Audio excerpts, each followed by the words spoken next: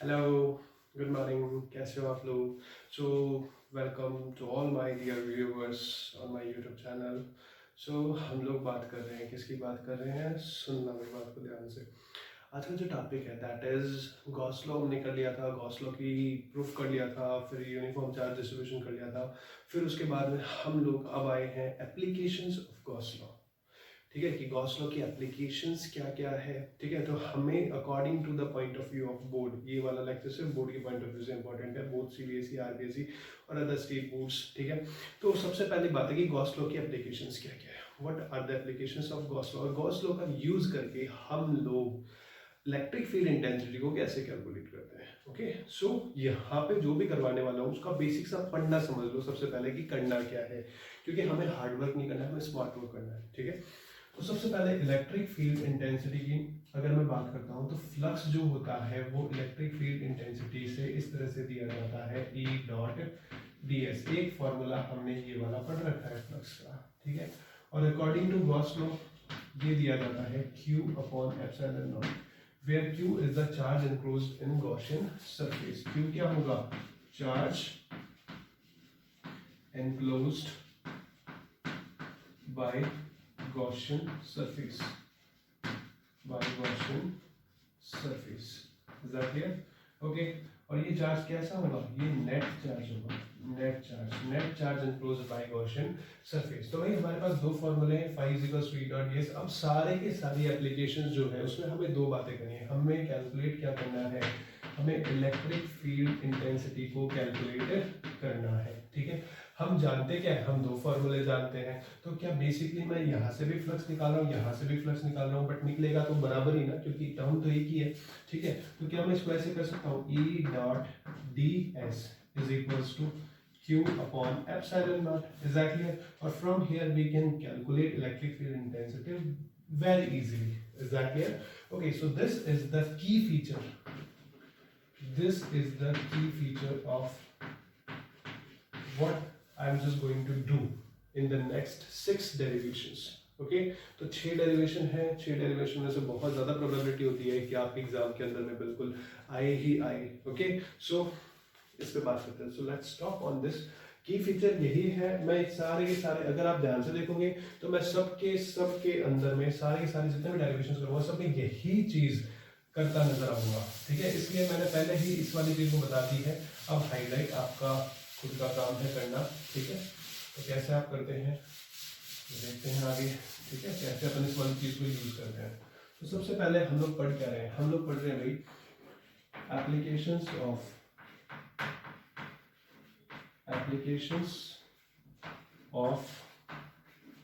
Gauss law. ठीक है, तो एप्लीकेशन ऑफ गॉस लॉ में सबसे पहले जो चीज है वो है हमारे पास इनफाइनाइट लीनियर चार्ज। ठीक है, यूनिफॉर्मली चार्ज इनफाइनाइट रॉड। ठीक है, सबसे पहले क्या है हमारे पास? यूनिफॉर्मली। सबसे पहले हमें क्या करना है? फर्स्ट एप्लीकेशन जो है that is electric field intensity at a point due to uniformly charged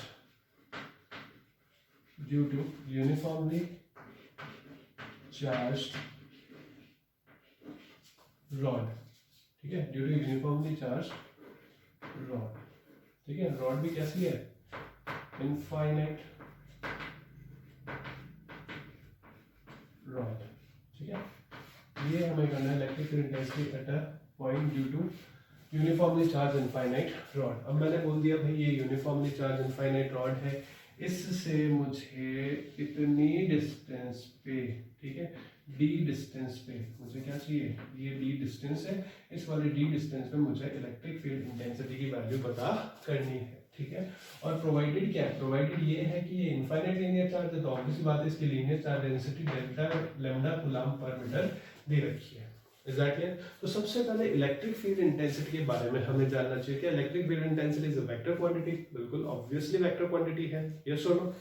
तो इलेक्ट्रिक फील्ड इंटेंसिटी एक वेक्टर क्वांटिटी है। वेक्टर क्वांटिटी है तो वेक्टर क्वांटिटी के पास डायरेक्शन होती है, बिल्कुल होती है। तो सबसे पहले हमें उसकी डायरेक्शन निकालनी पड़ेगी कि हमारी जो डायरेक्शन है वो किधर आ रही है। ठीक है, तो मैंने इस वाले पॉइंट से ऊपर एक पॉइंट लिया सेम डिस्टेंस पे, ठीक है, मान लो ये डिस्टेंस कुछ एल रही होगी, यहाँ से एल डिस्टेंस नीचे भी मैंने यहाँ पे एक पॉइंट लिया है, यस और नो, ठीक है, ये वाली बात है, कोई दिक्कत वाली बात नहीं है।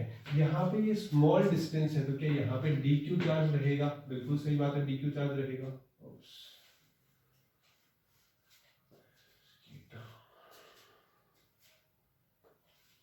Okay, so it was just the issue of light. Okay, so just wait a minute, मैं कैमरा चेक कर लेता हूँ।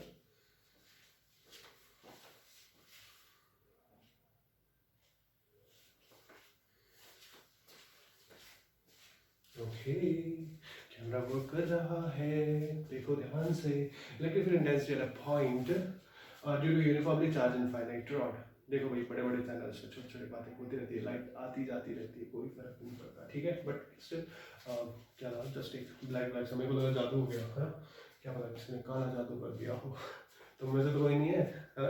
ओके सो कोई बात नहीं, जस्ट जोकिंग। ओके सो कम टॉपिक, हम लोग क्या बोल रहे थे, मैं ये बोल रहा था कि यहाँ से पूरा यहाँ पे D Q D Q D Q D Q, ठीक है, ये डी क्यू हो जाएगा, ठीक है, डी एल मतलब एक स्मॉल इनफाइनाइट सेवन लेंथ मैंने डी एल ली है, तो ये infinite seven length D L है। डी एल से अगर मैं बात करूंगा तो क्या यहाँ पे इलेक्ट्रिक फील्ड इंटेंसिटी इस वाले डायरेक्शन में होगी डी ई, ओके बिल्कुल सही बात है। यहाँ से इलेक्ट्रिक फील्ड इंटेंसिटी इस वाले डायरेक्शन में होगी डी ई, बिल्कुल सही बात है। अगर ये वाला एंगल अल्फा है तो क्या ये वाला एंगल भी अल्फा होगा, ये बिल्कुल होगा, क्यों, क्योंकि ये वाला डिस्टेंस ये वाला डिस्टेंस सेम है, ये वाला डिस्टेंस कॉमन है, ठीक है। तो अगर मैं इस वाली लाइन को आगे बढ़ाऊं तो क्या ये वाला अल्फा है तो क्या ये वाला भी अल्फा होगा, वर्टिकली ऑपोजिट एंगल, और ये वाला अल्फा है तो ये वाला भी अल्फा होगा, ठीक है। अब अगर मैं डी को कंपोनेंट करूं तो क्या इस वाले डी को रिजॉल्व करता हूं तो क्या इस वाली डायरेक्शन में डी ई कॉस अल्फा आएगा, बिल्कुल आएगा।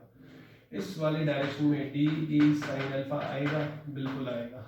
इस वाले डायरेक्शन में इसका component D E sine alpha आएगा, बिल्कुल आएगा। और इस वाले डायरेक्शन में डी ई कॉस अल्फा बिल्कुल आएगा, ठीक है। I think hope it is very clear to you, to all of you.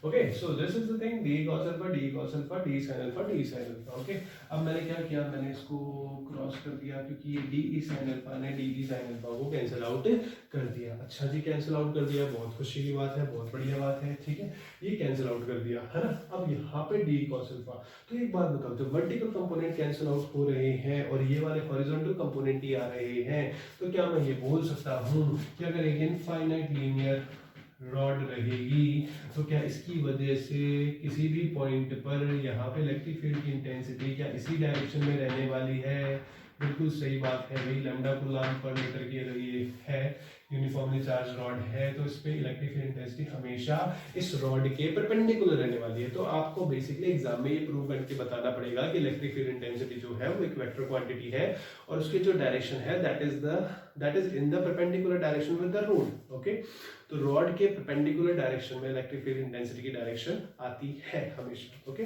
तो ये वाली बात हो गई है ना। अब हमें इसको इंटीग्रेशन से सॉल्व नहीं करना, अगर इंटीग्रेशन से सॉल्व करना होता तो मैं यहीं से पिकअप कर लेता इसको, ठीक है, और इसको इंटीग्रेट करके सॉल्व कर देता, ठीक है, बट इंटीग्रेशन से सॉल्व नहीं करना। हमें क्या करना है, हम गॉस लॉ की एप्लीकेशन पढ़ने हैं, हमें एप्लीकेशन ऑफ गॉस लॉ लगानी है, हमें गॉस लॉ को यहाँ पे यूज करना है। तो देखो भाई गॉस लॉ को कैसे यूज करेंगे, तो एक डायग्राम आपका यहाँ पे और बनेगा। सपोज दैट मैं इसी डायग्राम को थोड़ा सा यहाँ पे बनाऊं कहाँ पे बनाऊं, यहीं पर बना देते हैं, उधर डेरिवेशन कर देंगे, ठीक है। चलो इधर की तरफ बनाता हूँ। यहाँ पे ये आपके पास रॉड है, यहाँ पे ये इस तरह से इनफाइनाइट रॉड है, ठीक है, ये इनफाइनाइट रॉड है, बिल्कुल यही सेम रॉड है, सेम रॉड यही है, ठीक है। तो यहाँ पे भाई मैं बोल सकता हूँ उसको positive positive positive positive uniformly charge जो है वो डिस्ट्रीब्यूटेड है और लैम्डा कूलम्ब पर मीटर की क्या है, लैम्डा कूलम्ब पर मीटर की जो दे रखी है इसको क्या लीनियर चार्ज डेंसिटी दे रखी है, ठीक है। अब क्या भाई मैंने बोला कि ये वाली जो x लेंथ है यहाँ से लेकर के और यहाँ तक की लेंथ जो है वो x बोल रहा हूँ मैं, और मुझे यहाँ से d डिस्टेंस पे, ये d डिस्टेंस है यहाँ से यहाँ पे मुझे क्या करना है, इलेक्ट्रिक फील्ड इंटेंसिटी की कैलकुलेशन करनी है इस वाले पॉइंट पे। तो मैंने सिर्फ एक काम किया कि मुझे गॉस लॉ अगर अप्लाई करना है तो मुझे सबसे पहले गॉसियन सरफेस चाहिए थी, और गॉसियन सरफेस के बारे में हमने प्रॉपर्टीज पढ़ी थी गॉस लॉ के अंदर में। अगर आपने वीडियो नहीं देखा है तो जाके देख लेना। वहां पे प्रॉपर्टीज के अंदर में ये साफ बोला गया था कि शेप और साइज हम अपनी कंसिडरेशन की ले सकते हैं, हमें कोई फर्क नहीं पड़ता, आप चाहे स्क्वायर बनाओ चाहे क्यूब बनाओ, बस क्लोज सरफेस होनी चाहिए, ठीक है, because Gauss law is only applicable to the close surfaces, ठीक है। तो मैंने यहाँ पे क्या किया, ये लीनियर रॉड है तो मैंने सिलेंड्रिकल, एक सिलेंड्रिकल गॉसियन सरफेस बनाई। क्या बनाई भाई? सिलेंड्रिकल गॉसियन सरफेस बनाई मैंने इस तरह से, ठीक है। इस तरह से मैंने ये एक सिलेंड्रिकल गॉसियन सरफेस बनाई है, ठीक है। अब ये सिलेंड्रिकल गॉसियन सरफेस बना दी, तो यहाँ पे देखो भाई तीन तरह की सरफेसेस हैं। तीन तरह की सरफेसेस कौन सी? एक तो ये वाली सरफेस है S1, एक ये कर्व्ड सरफेस है S2, और एक ये वाली सरफेस है S3। Is that clear? तो यहाँ पे तीन सरफेसेस हैं, ये S3 हो गया अपना, ठीक है। ये वाली जो सरफेस है ये S3 है। क्या इलेक्ट्रिक फील्ड इंटेंसिटी डायरेक्शन यहीं से निकाली भाई? देखो डायग्राम थोड़ा सा छोटा है बट आराम से देखना इसको, ठीक है, समझने की कोशिश करना। आपको सबसे पहले ये वाला डायग्राम बनाना है, ये वाला डायग्राम बना करके आपको ये बताना है कि electric field intensity direction always perpendicular है। अब इस वाले डायग्राम को देख करके मैं आराम से बता सकता हूँ कि क्योंकि ये तो इनफाइनाइट है ना, इनफाइनाइट है तो ऑब्वियसली बात है हमेशा इलेक्ट्रिक फील्ड इंटेंसिटी कहाँ पे रहेगी? इस वाली डायरेक्शन में ही रहेगी। इलेक्ट्रिक फील्ड इंटेंसिटी डायरेक्शन यहाँ पे है, यहाँ पे भी यहाँ पे है, और यहाँ पे भी इलेक्ट्रिक फील्ड इंटेंसिटी डायरेक्शन यहाँ पे है, ठीक है। बट एरिया वेक्टर की बात करता हूँ तो ये सिलेंड्रिकल सरफेसेस, जस्ट यूं समझ लो इस तरह से सिलेंड्रिकल सरफेसेस, तो सिलेंडर का जो अपर फेस है, अपर फेस पे एरिया वेक्टर क्या परपेंडिकुलर टू द सरफेस होता है, नीचे वाला जो सरफेस है उसमें एरिया वेक्टर क्या परपेंडिकुलर टू द सरफेस होता है, हमेशा बाहर की तरफ होता है, यस और नो। अच्छा, अगर ये मान लो लीनियर चार्ज रॉड है तो इसकी वजह से इस वाले डायरेक्शन में इलेक्ट्रिक फील्ड इस वाले डायरेक्शन में, तो क्या ये जो कर्व्ड सिलेंड्रिकल सरफेस होगी इसका एरिया वेक्टर भी इसी डायरेक्शन में होगा? यस और नो? बिल्कुल होगा। कि यहाँ पे इलेक्ट्रिक फील्ड अगर इस वाले डायरेक्शन में है तो क्या इसका एरिया वेक्टर भी इसी डायरेक्शन में होगा? मतलब कर्व्ड सरफेस के लिए एरिया वेक्टर और इलेक्ट्रिक फील्ड इंटेंसिटी की डायरेक्शन सेम होगी। Is that clear? But in surfaces के लिए S1 और S3 के लिए इलेक्ट्रिक फील्ड इंटेंसिटी और एरिया वेक्टर जो है वो कैसे रहेंगे? वो परपेंडिकुलर रहेंगे। कैसे? यहाँ पे अगर मैं एरिया वेक्टर की बात करूं तो area vector is in this direction, ठीक है। कितने का एंगल? 90 डिग्री का एंगल, ठीक है। यहाँ पे एरिया वेक्टर की बात करूं, एरिया वेक्टर इस वाले डायरेक्शन में कितने का एंगल? 0 डिग्री का एंगल। यहाँ पे एरिया वेक्टर इस वाले डायरेक्शन में कितने का एंगल? 90 डिग्री का एंगल। यस और नो? बिल्कुल सही बात है, ठीक है। सो this is the direction of electric field intensity. अब क्या करना है? डायग्राम अपना कंप्लीट हो गया। डायग्राम हमेशा बनते टाइम समझ में आता है इसलिए उसी टाइम पर ध्यान दिया करो, ठीक है। ओके, सो भाई आराम से पढ़ो, ठीक है। क्या क्या किया मैंने? ये वाली चीज की, ठीक है। अब बात करते हैं आगे की। तो आगे की क्या बात करते हैं भाई? मैंने आपको दो चीज बोली थी कि सबसे पहले मैं क्या करूंगा, मैं फ्लक्स निकालूंगा। क्या होता है फ्लक्स? फ्लक्स ये होता है, क्लोज सरफेस है तो E.ds वाला फॉर्मूला मैं लगाऊंगा, ठीक है। क्या इसको मैं ओपन कर दूं? क्लोज सरफेस है मेरे पास, यहाँ पे तीन सरफेस है S1 S2 S3, तो क्या मैं इसको ऐसे लिख सकता हूँ? This one is S1 E.ds plus S2 E.ds और प्लस S3 E.ds। ये सुनो, बिल्कुल सही बात है, ठीक है। अब मैं बात करता हूँ यहाँ पे फाई की, ठीक है। E.ds S1 के लिए E.ds की वैल्यू कितनी? 90 डिग्री। कितनी? 90 डिग्री। तो डॉट प्रोडक्ट है, आपको पता है कि E.s बराबर अगर मैं लिखता हूँ तो mod of E mod of s और cos थीटा आता है। यस और नो? बिल्कुल आता है ना भाई, ठीक है, ठीक है। तो ये E.s cos थीटा आता है। यहाँ पे थीटा की वैल्यू कितनी? 90 डिग्री। 90 डिग्री है तो क्या ये 0 हो जाएगा? ये क्या देगा मेरे को? 0 देगा, ठीक है। प्लस S2 कर्व सरफेस है, कर्व सरफेस है तो क्या ये सिर्फ और सिर्फ E.ds देगा मुझे, cos 0 हो जाएगा। cos 0 की वैल्यू 1 होती है। प्लस यहाँ पे E.ds है, 90 डिग्री है, अगेन 90 डिग्री है तो क्या cos थीटा cos 90 की वैल्यू 0 हो, तो ये भी 0 देगा। तो क्या यहाँ से फाई इज इक्वल्स टू मेरे पास क्या आया? E कांस्टेंट है। क्यों? क्योंकि डी डिस्टेंस पे ये जो भी कर्व सरफेस है ये क्या इस वाली लाइन से हमेशा डी डिस्टेंस पे है। इस कर्व सरफेस का हर एक पॉइंट डी डिस्टेंस पे है, ठीक है। डी डिस्टेंस पे है तो इलेक्ट्रिक फील्ड इंटेंसिटी क्या होगी? कांस्टेंट होगी। तो इलेक्ट्रिक फील्ड इंटेंसिटी को बाहर रख देता हूं मैं, ठीक है। और यहाँ पे मैंने रख दिया ds। Is that clear? Now what will be the electric field intensity? तो कांस्टेंट होगी। बात समझ में आई कि नहीं आई? हाँ या ना? ठीक है, इलेक्ट्रिक फील्ड वापस समझ लो यार मुझे पता नहीं है ना। ये वाली लाइन है, ये वाली लाइन है, जैसे मान लो ये वाली लाइन है, ठीक है। इस वाली लाइन से इस वाले पॉइंट पे ये वाली डी डिस्टेंस फिक्स है, ये वाली बात क्लियर है। अब अगर मैं गॉसियन सरफेस बनाऊंगा तो इसको मुझे ढकना पड़ेगा। मैंने एक्स लेंथ रखी है केवल कैसी सरफेस लेकर के, सिलिंड्रिकल गॉसियन सरफेस लेकर के, ठीक है। अब इस लाइन से सारे के सारे पॉइंट्स जो है वो डी डिस्टेंस पे है। सारे के सारे पॉइंट्स कहाँ पे है भाई, डी डिस्टेंस पे है। तो अगर सारे के सारे पॉइंट्स डी डिस्टेंस पे है तो क्या यहाँ पे D D D D D D D D इस तरह से होगा, तो क्या इलेक्ट्रिक फील्ड इंटेंसिटी जो है कांस्टेंट होगी। इलेक्ट्रिक फील्ड इंटेंसिटी कांस्टेंट होगी तो मैं इंटीग्रेशन से बाहर लिख सकता हूँ, ठीक है। अच्छा ये वाली जो कर्व सरफेस है, इस कर्व सरफेस का एरिया कितना होगा। इस कर्व सरफेस का भाई इसकी जो सर्कमफेरेंस है, सर्कमफेरेंस 2 पाई आर है, और अगर मैं 2 पाई आर को x से मल्टीप्लाई कर देता हूँ तो क्या सिलेंडर की कर्व सरफेस का एरिया आता है। The area of curve surface of cylinder is 2 pi R H.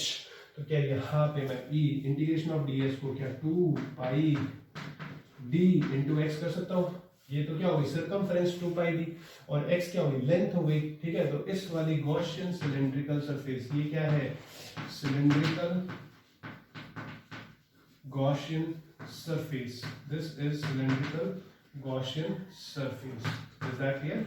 तो भाई ये जो है ये सिलिंड्रिकल गॉसियन सरफेस है, और सिलिंड्रिकल गॉसियन सरफेस जो है उसके कर्व सरफेस का जो एरिया होगा वो एरिया कितना होगा 2 पाई डी इंटू एक्स होगा, ठीक है। तो क्या मैं यहाँ से फाई इज इक्वल्स टू मैं लिख सकता हूँ e into 2 pi D into X. This is equation number 1, okay, this is equation number 1, okay.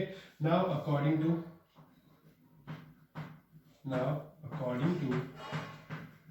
Mr. Gauss,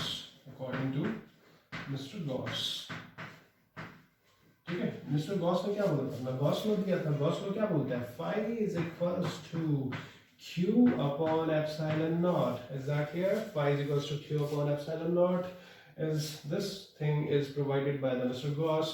और q अपॉन एप्सिलॉन नॉट का मतलब क्या है, q का मतलब इसके अंदर गॉसियन सरफेस के अंदर में कितना चार्ज इंक्लोज्ड है उसकी वैल्यू। तो एक बात बताओ, अगर ये वाला चार्ज मेरे को देखना है कि इस गॉसियन सरफेस के अंदर कितना चार्ज है, तो Q क्या मैं बात करूं कि भाई लेमडा जो है इसकी चार्ज डेंसिटी है और x जो है इसकी लेंथ है, तो क्या लेमडा बराबर Q बाई एल ही होता है, हाँ या ना। बिल्कुल सही बात है। तो क्या लेमडा इंटू एल कर दूंगा तो टोटल क्यों आ जाएगा। मुझे x लेंथ का चार्ज पता करना है, तो क्या मैं x इंटू लेमडा कर दूं, यस और नो। बात समझ में आई कि नहीं आई। Q इज इक्वल टू क्या हो गया, x लेमडा हो गया। तो क्या मैं यहाँ पे लिख दूं x lambda upon epsilon not, and this is the equation number 2, ठीक है। अब मैं क्या लिख सकता हूँ, अब मैं लिख सकता हूँ from equation 1 and 2, from equation 1 and 2। 1 and 2 क्या बोलता है, ये भी फ्लक्स दोनों को इक्वेट कर दो। तो क्या इलेक्ट्रिक फील्ड इंटेंसिटी बराबर 2 पाई कितना d कितना x 2 पाई dx, ठीक है। सॉरी इलेक्ट्रिक फील्ड इंटू 2 पाई dx, तो इलेक्ट्रिक फील्ड इंटू 2 पाई और इंटू dx बराबर क्या हो जाएगा x lambda into epsilon not, x lambda upon epsilon not. x से x कैंसिल आउट हो गया, बिल्कुल कैंसिल आउट हो गया, ठीक है। तो इलेक्ट्रिक फील्ड इंटेंसिटी बराबर क्या आ जाएगा, इलेक्ट्रिक फील्ड इंटेंसिटी बराबर हो जाएगा lambda upon 2 pi epsilon not into d, is that clear. 1 upon 4 pi epsilon not q होता है, तो क्या इसको मैं 2k लिख सकता हूँ, यस और नो। तो क्या मैं यहाँ से बोल दूँ कि electric field intensity is equals to 2k lambda upon d, yes और no. This is the electric field intensity at a point situated d distance from the rod is electric field intensity is equals to 2k lambda upon d, ठीक है। तो ये हमारे पास निकल करके आया। अगर मैं इसका ग्राफ देखूं, इलेक्ट्रिक फील्ड इंटेंसिटी का अगर मैं ग्राफ देखता हूँ, यहाँ पे इलेक्ट्रिक फील्ड इंटेंसिटी है, यहाँ पे डिस्टेंस d है, तो क्या ये इस तरह से ग्राफ बन जाएगा, यस और नो। बिल्कुल सही बात है, ठीक है। इस तरह से ग्राफ क्योंकि इनवर्सली प्रोपोर्शनल है, बाकी सारी चीजें कांस्टेंट है, ठीक है। तो ये वाला ग्राफ बन जाएगा। एक बार वापस समझ लो मैंने किया क्या है। सबसे पहली बात एप्लीकेशन ऑफ गॉस लॉ की बात चल रही थी। Electric field intensity at a point due to uniformly charge infinite rod मुझे निकालना था, ठीक है। मैंने क्या किया, मैंने ये वाला रॉड ली, इनफाइनाइट रॉड है, इसका लैम्डा कूलम्ब पर मीटर आपको दे रखा था। तो इस वाले पॉइंट पर मुझे इलेक्ट्रिक फील्ड इंटेंसिटी निकालना था। ये वाली जो डिस्टेंस है, ये वाली डी डिस्टेंस है, इज दैट क्लियर, ठीक है।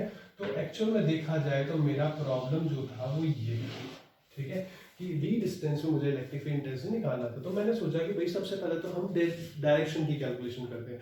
डायरेक्शन के लिए मैंने एक डायग्राम बनाया, तो ये वाली चीज हुई, तो इसको इनफाइनाइट बोल दिया। ठीक है, डी डिस्टेंस में वाला पॉइंट है, मैंने एक पॉइंट नीचे माना, एक पॉइंट ऊपर माना, उसको डी क्यू चार्ज दिया। ठीक है, इसकी वजह से यहाँ पे डीई आया इलेक्ट्रिक फील्ड इंटेंसिटी, इसकी वजह से इस वाली डायरेक्शन में डीई आया। ठीक है, दोनों का एंगल अल्फा, क्योंकि ये वाली डिस्टेंस सेम है। ठीक है, डी को मैंने रिजॉल्व किया, डी साइन अल्फा ऊपर, डी कॉस अल्फा इधर, डी को मैंने रिजॉल्व किया, डी साइन अल्फा इधर, डी कॉस अल्फा इधर। ठीक है, ये वाला कंपोनेंट इस वाले कंपोनेंट से कैंसिल आउट हो गया।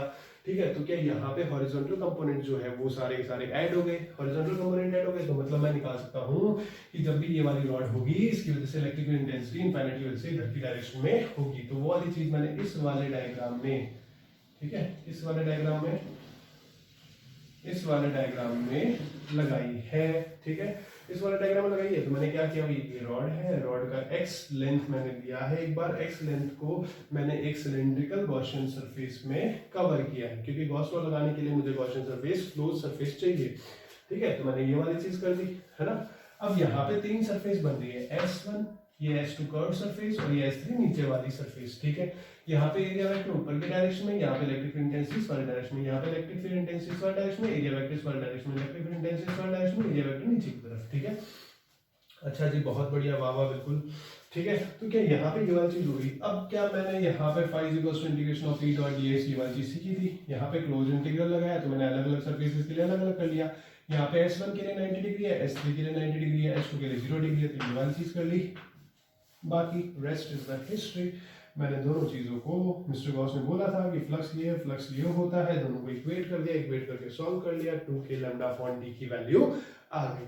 Okay, so this is the electric field intensity due to a uniformly charge infinite rod. Okay, I hope आप लोगों को सारी बातें समझ में आई होगी, यस और no. Okay, so let's talk on another topic. ठीक है, ओके, सो भाई ये सेल्फ और सेल्फ रॉड के बारे में थी। चलो बाकी की बातें नेक्स्ट वीडियो में करते हैं। जो इसके आगे आएगा आपके पास इनफाइनाइट नॉन कंडक्टिंग शीट, फिर इनफाइनाइट कंडक्टिंग प्लेट, फिर नॉन कंडक्टिंग स्फीयर आएगा, फिर कंडक्टिंग स्फीयर आएगा और एक कंडक्टिंग स्फेरिकल शेल आएगा। ठीक है, तो कुल मिला के हमारे पास 6 डेरिवेशंस होंगे। तो भाई इस तरह से मैं 6 पार्ट बनाने वाला हूँ इसके।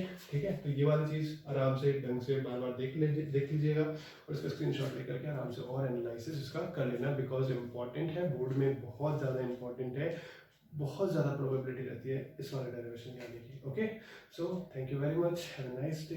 ओके।